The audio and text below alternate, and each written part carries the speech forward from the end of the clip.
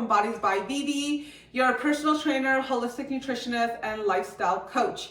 Today we are going to cover a very important topic that I constantly get questioned about is how do you overcome your plateau? And I know this is such a pain in the butt because you've been working really hard, you've been getting awesome results, and all of a sudden, nothing happens. Time stays still and you think you're in the twilight zone and you just don't know how to get out of it. And the worst thing that you can do for getting out of a plateau is throwing all of your weapons at that plateau, because if it works, then how are you going to know what actually worked and didn't?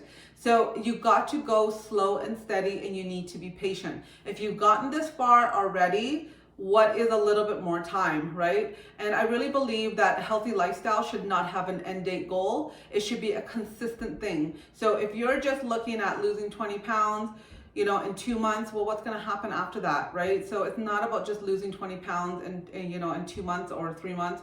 In 2 months, that's a little bit hard. But what I'm trying to say is that you want to look long-term, right? So you want to build habits that give you long-term results for the rest of your life. So you're not always having to be on a diet, right? So why do plateaus happen?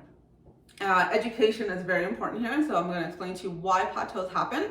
They usually happen because you're doing the same thing over and over again. And this honestly happens in fitness world. Women are lifting the same amount of weight, they're doing the same amount of exercises, they're doing the same cardio machine, they're not increasing their intensity through lifting heavier or going faster.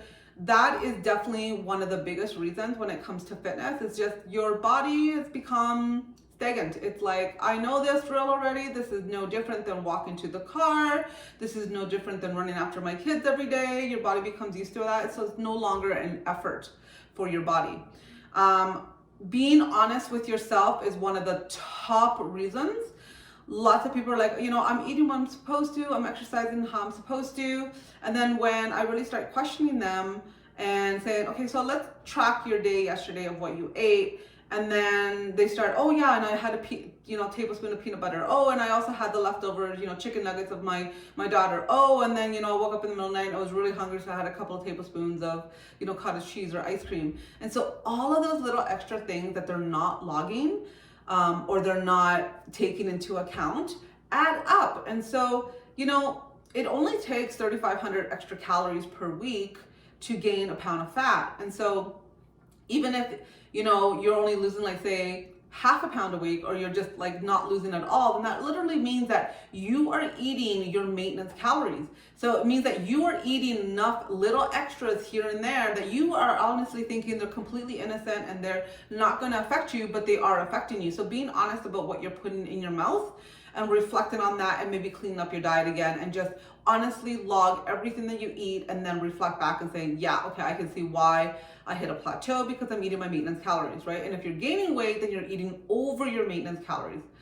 Other reasons why is you're not adjusting your calories for your current weight or exercise regime. And this is a huge mistake I see so many people make. Like, they get a diet plan, say it's 1,600 calories, and they've been doing 1,600 calories for months on end, and then all of a sudden they don't see any more results because that person, you've lost weight. And so your set point is different. You need to readjust your numbers. And if you're not doing it yourself, your coach should be doing it for you. And if you don't have a coach that does it for you, then hire a coach that does it for you, that understands the math, that understands, not only the math, but understands the type of fitness that you're doing too, right? So if your workouts are harder, longer, you're lifting more weights, or they have changed, that changes everything in terms of how you should be eating. So you should not be eating the same way when you were just doing cardio and now you're lifting weights. It's completely different. And so that's why it's important that you have that coach behind you.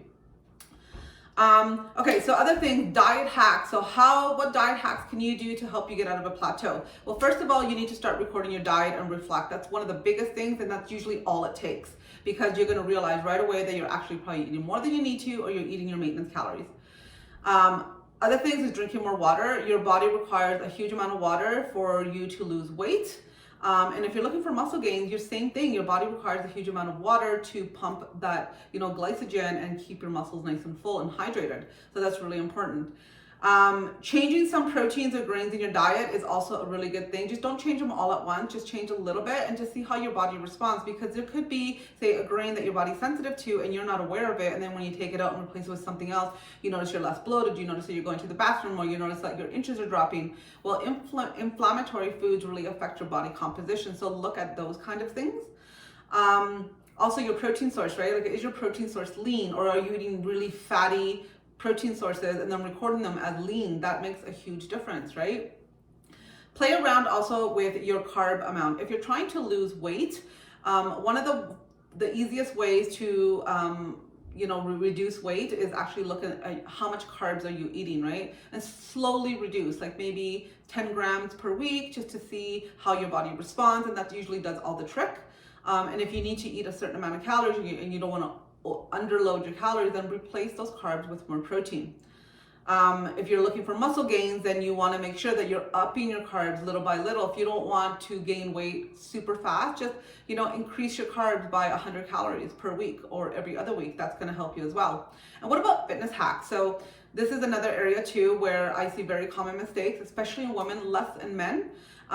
Changing your fitness routine. So if you've been lifting like 5 pounds, for squats or chest press, it's time to change it up, baby, because your muscles are literally like falling asleep. Like, oh my God, this is so boring. This is such a boring workout, right? And you think you're sweating, you're pumping, and yeah, you may be sweating, but your body is really not going beyond what it's been used to for the last couple of months. You're really not making any physical change. You go to the gym to break muscle apart. That's why you go to the gym. You don't go to the gym to work up a sweat. Where you want to change your body is, you change your body when you get out of the gym, the resting time, right? But you need to make it strenuous and intense enough in the gym for those changes to happen internally at resting time. So make sure that you lift heavier, ladies, even boys too, right? And add more sets. So if you can't lift heavier because, your forearms feel like they're gonna rip off because that dumbbell is so heavy, then add in a couple more reps. Maybe take a break and then just add in another set. That is going to help you gain more muscle. It's going to help change your body composition. And then also too, making sure that you're going for walks, right? That's really important. Maybe increase your steps in the day. Adding in a little bit of cardio at a time. Don't go full blown and do cardio every single day. Maybe add in one session of cardio for maybe 20 minutes at a steady state. See how your body responds then. If it's not responding, then maybe try that same session at a higher intensity state. Say a 1-to-3 ratio, like 30 seconds fast, 90-second recovery, right? And do that for 20 minutes and see how your body responds. You need to play around to find what works best for your body, right? I mean, personal trainers and coaches, we have a lot of knowledge. We have a lot of tools in our tool belt, but not all those tools work the same for everybody. That's why we work personally with them to find out what works. But you got to stick long enough with the program to see if it works. If you're just doing something for 3 days and then you're like, oh, I don't see any results. Well, you're not going to see results in 3 days. It's just not going to happen. You need to be patient. And that's how you overcome your plateau. Thank you guys so much for tuning in today. See you next time.